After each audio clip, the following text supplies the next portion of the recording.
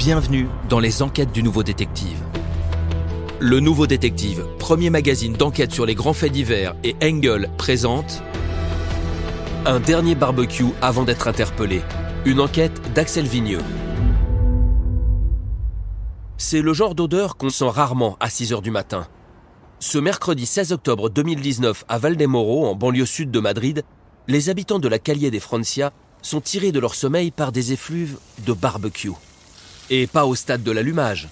Au parfum âcre qui flotte dans la rue, on peut se dire que la viande est déjà trop cuite, sinon en train de brûler. Une résidente du quartier arrive à localiser rapidement l'origine du feu. Les fumées proviennent de la maison de son voisin, un certain Leonardo Valencia. Depuis sa fenêtre, elle crie son prénom. Leonardo, c'est quoi cette fumée? Je fais un petit barbecue, mais le feu marche trop fort. La viande a cramé. Éteins ça, t'empêches tout le quartier là. C'est bon là, y a pas de risque. Range l'éteint, ça va. Le jeune homme apparaît à son portail, tatoué de la tête aux pieds, luisant de sueur, sous son débardeur, malgré la température plutôt fraîche. Le jeune homme lui adresse un regard mauvais. Puis il fait demi-tour en maugréant. La voisine n'insiste pas. Avec sa carrure de bodybuilder et son crâne rasé, Valencia n'a pas le profil du type qu'on a envie d'embrouiller. Dans le quartier d'ailleurs, personne n'ose vraiment lui adresser la parole. A raison, car ce Colombien de naissance n'a pas seulement un physique de tueur. Il a aussi les pulsions qui vont avec. Du colosse de 27 ans, on ne sait pas grand-chose, sinon qu'il serait arrivé en Espagne à l'âge de 6 ans et qu'il exercerait le métier de tatoueur. Le conditionnel s'impose, car avec lui, rien n'est jamais très clair. Sa maison de la Calle de Francia, il se murmure qu'il l'occuperait illégalement depuis le départ des locataires précédents. Pas très bavard, il n'en sort que pour promener son chien, un gros pitbull aussi patibulaire que lui, ou pour aller soulever de la fonte à la salle de sport voisine. Ses quelques clients, il les tatoue à domicile avec son matériel personnel. Quant à ses rares amis, il les voit surtout en visio. C'est plus prudent pour eux. Surnommé en ligne Hannibal Lecter, l'énigmatique gros bras collectionne les armes en tout genre, ne rate jamais une occasion de dire du bien d'Adolf Hitler et s'adonne parfois le week-end au nécrotourisme. Il s'agit de traîner la nuit dans les cimetières pour y assouvir on ne sait quelle pulsion. Pas de quoi traîner derrière lui une foule enthousiaste, mais malgré ça, le personnage parvient à séduire quelques filles attirées par ses airs de bad boy. La plupart déguerpissent rapidement. La seule qui soit restée un peu plus longtemps, c'est une certaine Celia. Et ce même 16 octobre, elle s'apprête à recevoir un bien étrange message. Faut qu'on se voit, j'ai merdé. J'ai besoin de ton aide. Lui écrit-il en début d'après-midi. Surprise, la jeune femme accepte de le trouver dans un parc public du quartier.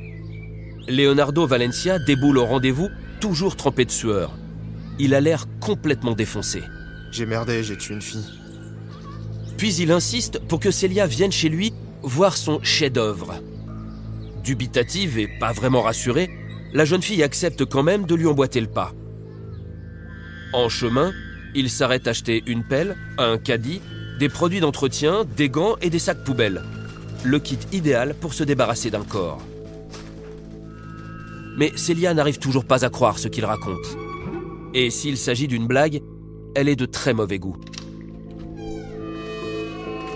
Lorsqu'elle arrive chez lui, la décoration n'a pas changé depuis sa dernière visite. Sur les murs de l'entrée, des armes par dizaines sont suspendues au mur. Sabres japonais, couteaux rasoirs, poings américains, haches.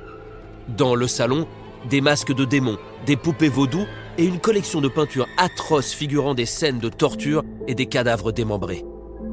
Sans oublier évidemment la collection de drapeaux nazis. Mais il y a également une nouveauté. Des taches de sang partout au sol qui paraissent tout à fait réalistes. Voyant la jeune femme écarquiller les yeux, Valencia lui balance une serpillière. Aide-moi à nettoyer, sinon ça va être toi la prochaine. Quelques heures plus tard, en début de soirée, Celia se présente au commissariat de Valdemoro. Les mains tremblantes, elle tend au policier de l'accueil son téléphone portable et lui montre les photos qu'elle a prises en douce chez son ex. Dans la maison, il y avait du sang partout. Il m'a forcé à nettoyer, j'ai pas eu le choix. J'étais terrorisée. Je me suis enfuie dès que j'ai pu pour vous prévenir. Les policiers se ruent sur place. À leur arrivée, ils tombent justement sur le boucher tatoueur, couvert de sang, en train de pousser un caddie devant chez lui. À la vue des uniformes, Valencia s'assoit sur les marches de son perron et demande presque penaud: Vous êtes venu m'embarquer? Je peux embrasser mon chien avant? Tandis qu'on le pousse dans le fourgon, plusieurs hommes pénètrent à l'intérieur de la maison. Ce qu'ils y découvrent restera gravé dans leur mémoire jusqu'à la fin de leur jour. Dans l'entrée, 2 sacs poubelles imbibés de sang sont posés contre le mur.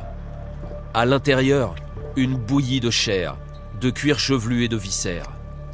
Au sous-sol, un torse de femme gît au fond d'un carton.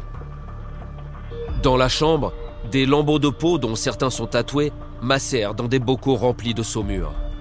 Et juste à côté, c'est un visage humain, découpé au scalpel, qui a été fixé sur un masque. Plusieurs policiers sortent dans le jardin pour vomir. Mais la petite parcelle de terrain leur réserve elle aussi des surprises. Le barbecue est garni de restes humains carbonisés. Quant à la tête de la victime, elle est posée sous un buisson, près du portail de l'entrée.